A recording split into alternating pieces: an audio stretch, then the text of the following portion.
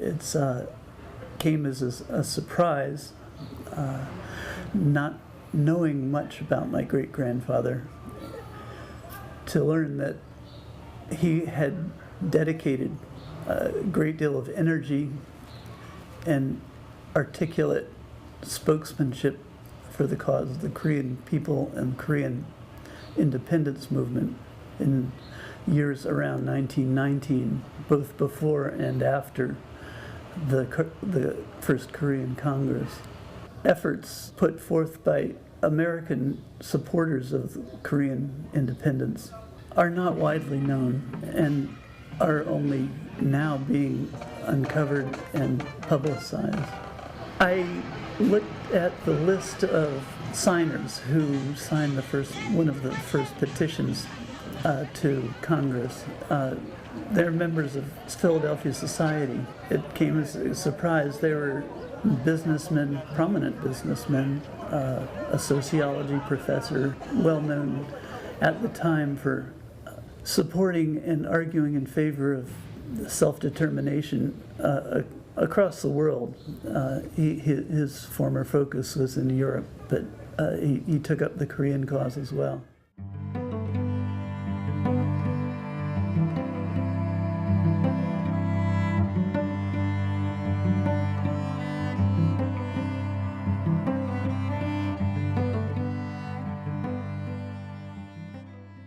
Drafted a letter protesting in the strongest terms against Japanese brutality in the wake of a 1920 earthquake in Japan, during which a lot of Korean expatriates who had been imported into Japan for labor purposes were systematically persecuted. That and many other instances of Japanese persecution seemed to be what got him most angry and agitated. I'm inspired and proud of his dedicated efforts to a completely righteous cause, the liberation of Korea and the Korean people from what was frankly a brutal occupation.